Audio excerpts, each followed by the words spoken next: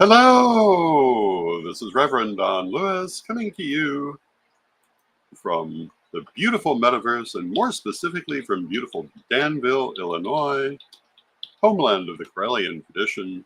And this is Midday with Reverend Don. And as you know, if you follow Midday with Reverend Don, you can type your questions or comments into whatever platform you happen to be watching on if you're watching live, and they will show up here in my chat room and we can talk directly. And I hope everyone is having a lovely day.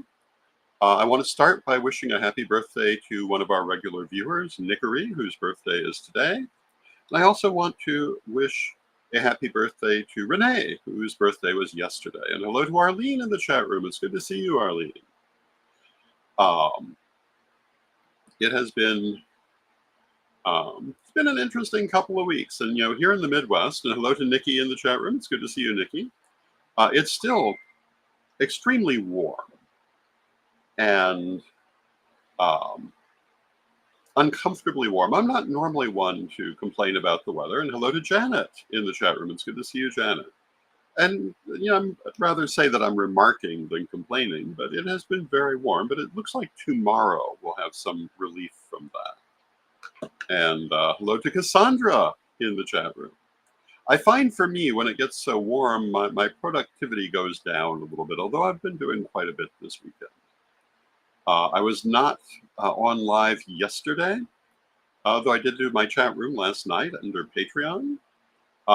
Sunday night, we had our Llamas/Imbolc ritual here on Corellian TV, and on Thursday night, we're having a crystal web ritual for the Lion's Gate. And if you're not familiar with the Lion's Gate, it happens once a year on the 8th of August, and it is a time it's a time for manifestation. So that's what we'll be focusing on. Hello to Janet Gann in the chat room. It's good to see you. Hello to Lolan in the chat room. It's good to see you.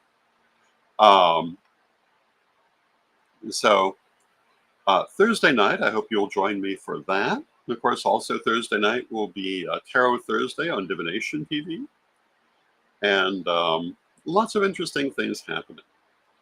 And on my Patreon, of course, I do my chat room every Monday night. I've been doing that since 1998. And if you'd like to support the things that I do, the best way to do that is through Patreon. I am about to make some changes to what I offer through Patreon.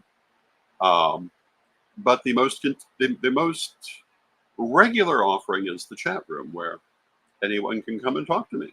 And we have sometimes quite interesting conversations. It can run the gamut of many different subjects. And when I think back all the way to 1998, we've had everything from deep metaphysical conversations to wide-ranging political conversations to talk about the latest hairstyles. It all really depends on what people want to talk about. Today, and hello to Ed the Pagan in the chat room. Today I was going to talk about Reverend Don Lewis's Psychic All-Stars. And hello to Marcy in the chat room. And you say, what are Reverend Don's Psychic All-Stars? Well, here's what I'm looking at. This October, I'm planning to do a psychic fair. And I'm using the term Psychic All-Stars for that fair. Hello to Zane in the chat room. It's good to see you, Zane. And I'm looking to have both a real-time live psychic fair here in Danville and also online. And, I've been involved in a number of online psychic fairs over the years. Hello to Janet Winston in the chat room. And I'm looking forward to having this offering in October. And, if you are interested in being one of these Psychic All-Stars, if you're a reader and you'd be interested in being in this online fair, or if you're local and would like to be here physically, contact me. You can write to me at donlewishp@aol.com. You can instant message me. There are a variety of ways to reach me, but it would be lovely to have you involved if you're interested. And, I've been doing psychic fairs now since I was a very young man, and that was a long time ago.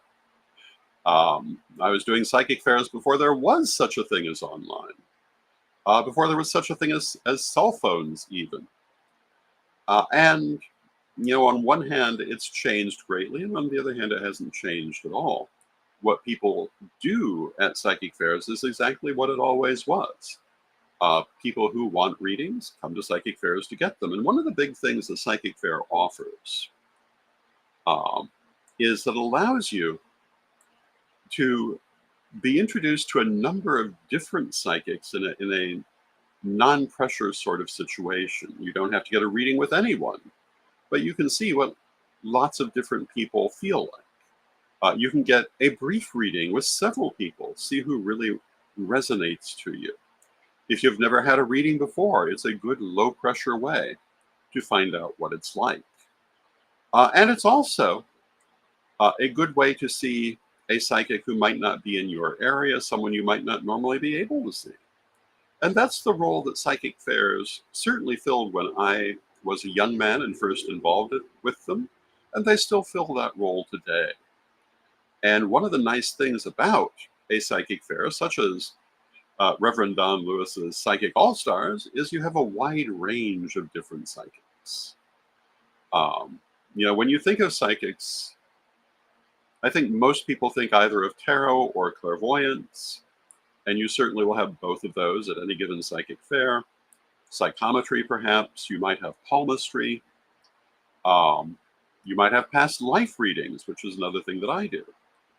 But there are also unusual specialties that people bring to psychic fairs. And they run from things like reading the bones. Now, reading the bones is not quite so unusual now as it used to be. But I remember when it was a very unusual thing to find at a psychic fair, but there was usually one person who might be doing it. Today, it's a more common thing.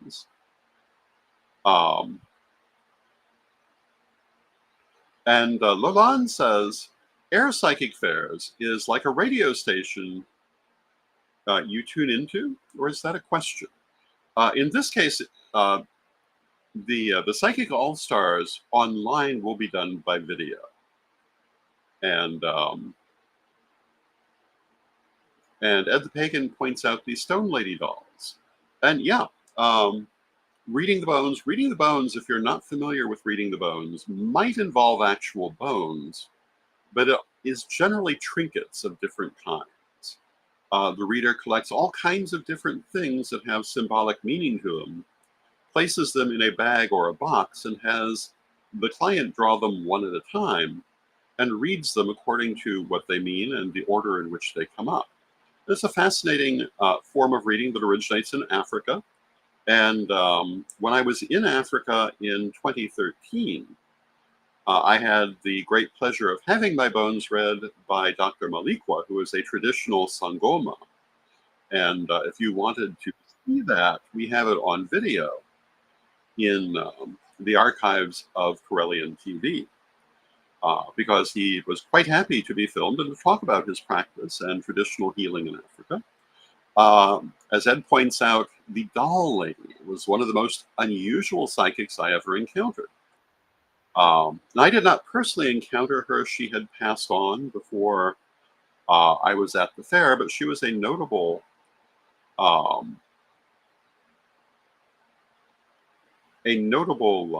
reader at J&M Psychic Fairs, and she had a table full of dolls.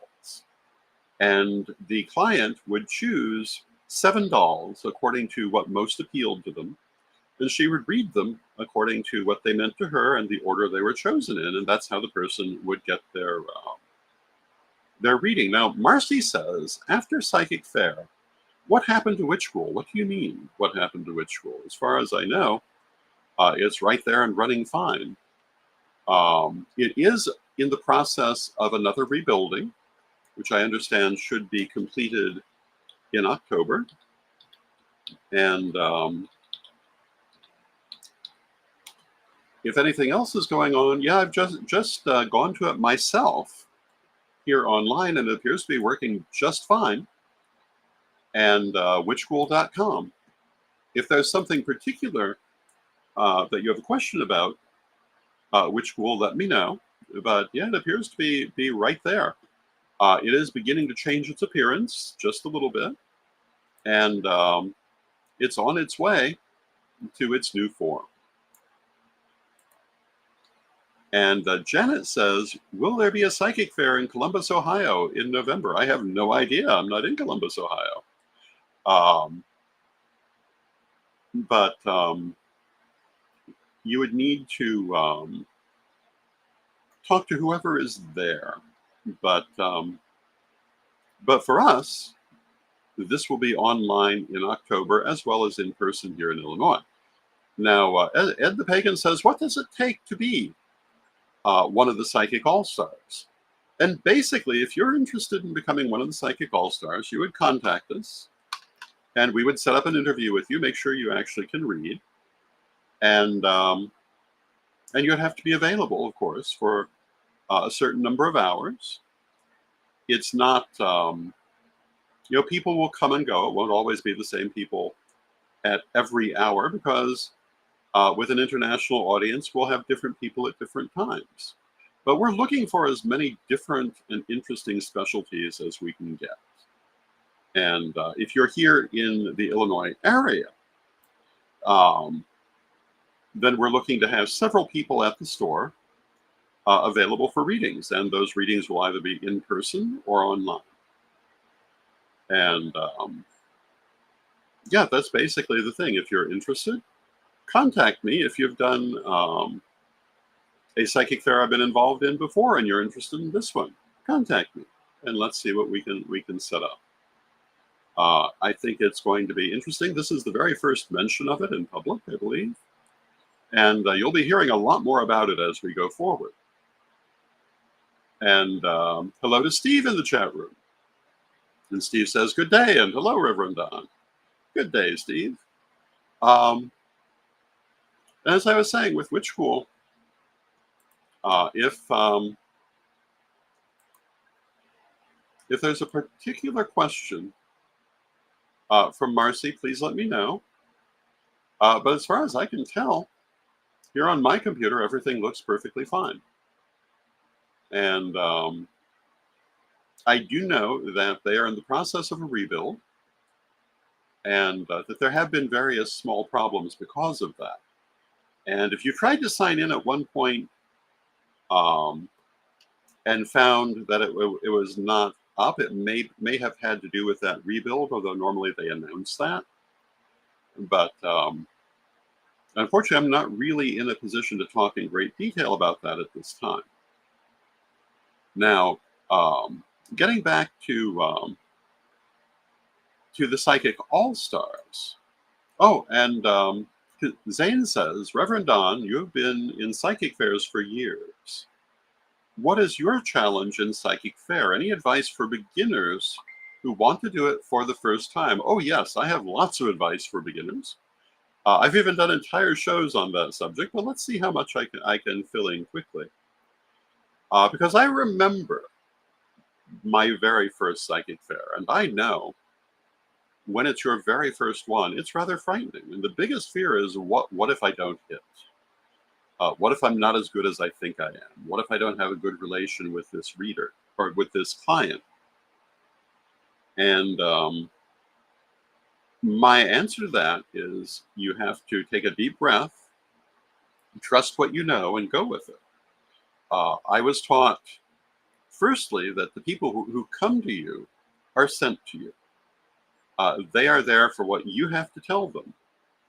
And generally speaking, they will happily receive those messages. Sometimes they won't.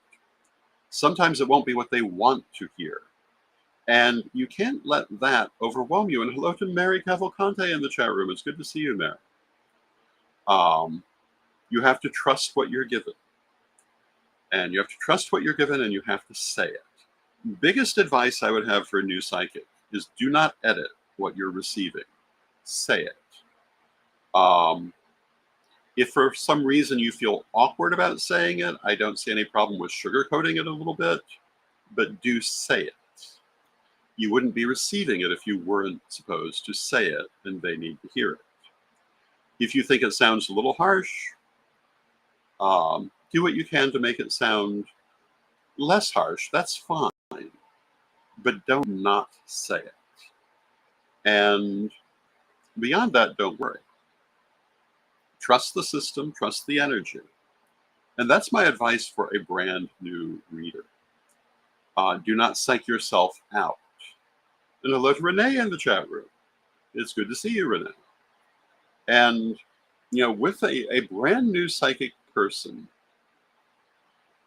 or any person who's learning psychic skills, their biggest question is usually, is this really happening or am I imagining it?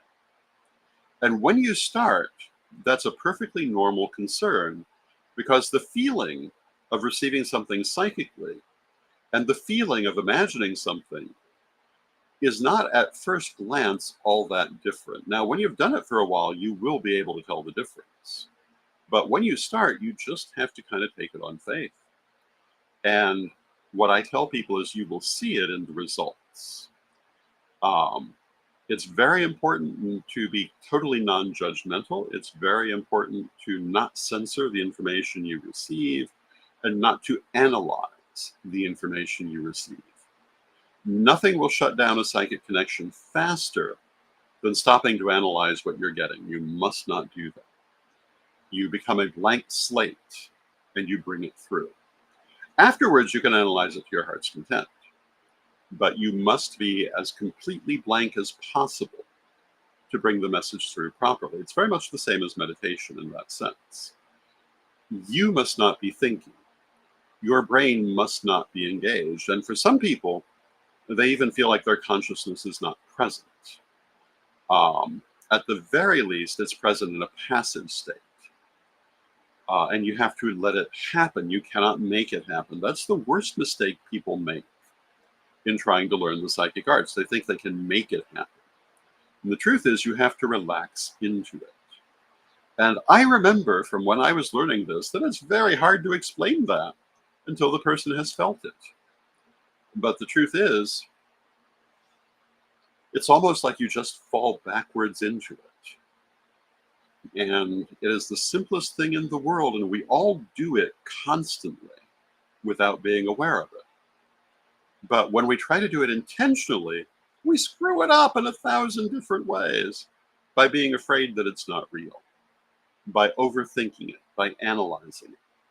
So my advice to the new psychic is don't do that.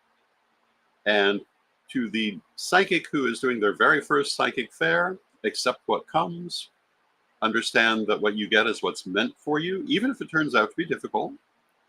And the other thing is, if you get 4 clients and they all have very similar messages, assuming that you're clearing between each reading, as you should, what's happening is people are being sent to you for the same message, basically. And it's also a message for you to take note of. Another thing I was told early on in reading, most important thing other than that I would tell you is to make sure you're clearing the energy between every reading. Ground and release between every reading. 1, you don't want them to influence each other. And 2, you don't want to be carrying that energy around afterwards. You want to take it in for the reading and you want to let it out afterwards. And those are basically what I would say. Now, Lolan says, that sounds almost like a spiritual possession where your mind is being controlled by another. And in a manner of speaking, well, yeah. Your mind is acting like a radio. It's receiving a signal. And if you want to receive the signal, you cannot also be playing with the dial. Your mind is not really being controlled. Rather, it is hearing what is being said. But, you can't both speak and hear at the same time. If you want to hear what's going on, you need to be quiet. And, I've heard the crown chakra described as the third ear, in the same way that the third eye chakra is described as the third eye, because it's where we receive these messages from, where we receive this kind of information from. And you must have it in that passive state to receive it. And,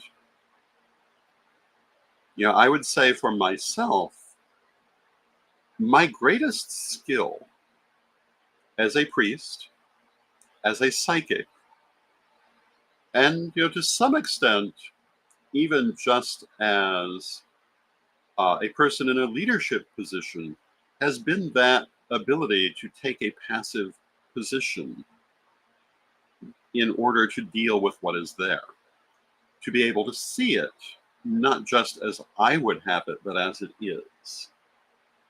Um,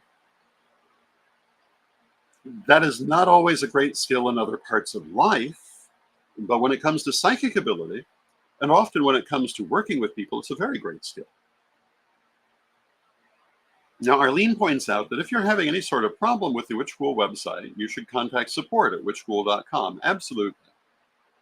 But as I say, when I go to it and look now, there doesn't seem to be a problem.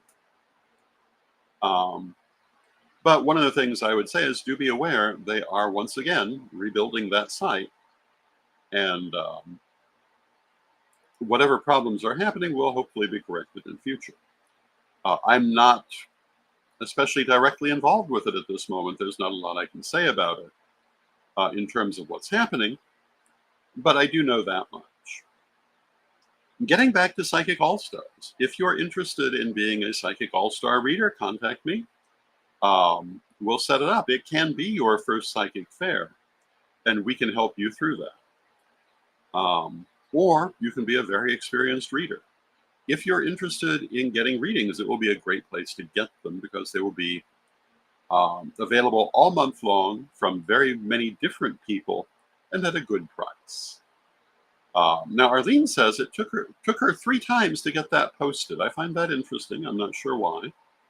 Because that has entirely to do with our platforms. But Mercury is in the microwave, as they say, and maybe there are some little technical things going on in different places. I don't know. And also, it's been very warm, and interesting weather things happening lately. And so, lots of things going on elsewhere in the news. Tomorrow, we will have Chris Copeland as our guest to talk about the latest things from Corellian Publishing, which will include Circle's End Academy, I'm sure, the Witch Wars Defense Manual, Volume 2, How to Win, and we may be discussing Reverend Don's books of stones, crystals, and metals, which will be coming presently. And lots of new things coming on many different fronts. And, it's interesting because theoretically I retired last year, but I'm busier than I ever was. And I've written so many books this year, and I have so many things in the to-do list. And, but they're all coming along. And, that's speaking of advice for people. You can't do everything at once. But if you give things the time they need to come along, you can do them all. You just have to be willing to pace them. Trying to do everything at once is a good way to simply drive yourself insane. And we live in a world where everybody wants to do everything at once. But it really doesn't work that way. It never did. And a psychic fair is not unlike that. Because if you go to a psychic fair, you may want to get a reading with every reader all at once, but you can't. You have to go one at a time. But it's a great way to find out different forms of reading. If you're studying psychic skills, going to a psychic fair is actually a good way of studying how other people read. And I talked about some of the unusual forms of reading I've encountered over the years. One of the most unusual forms that I've encountered, and I've only found 2 people who did it, is reading the stones. And Terry the Stone Lady, Terry Milton the Stone Lady, was a fascinating stone reader. We have lots of video on her method of stone reading in the Corellian TV archives.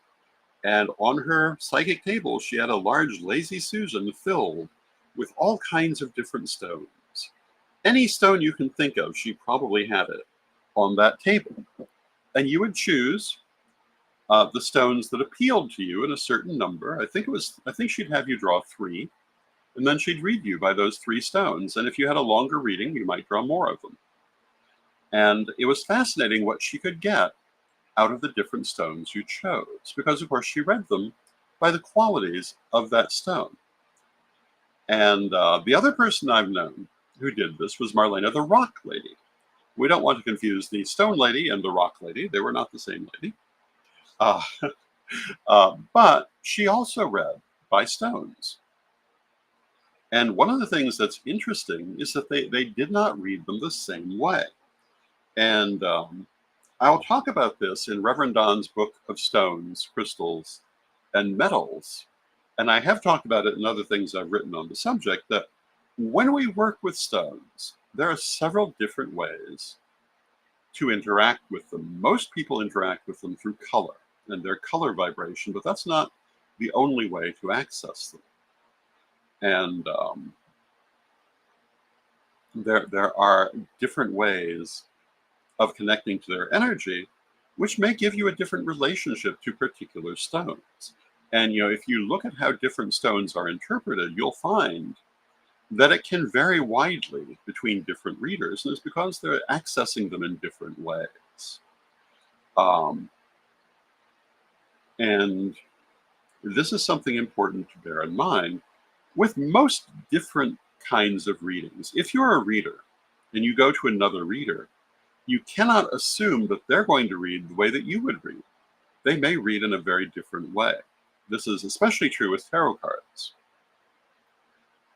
Some people read tarot cards very precisely according to their traditional meanings, or according to the particular meaning of the artist who designed the deck.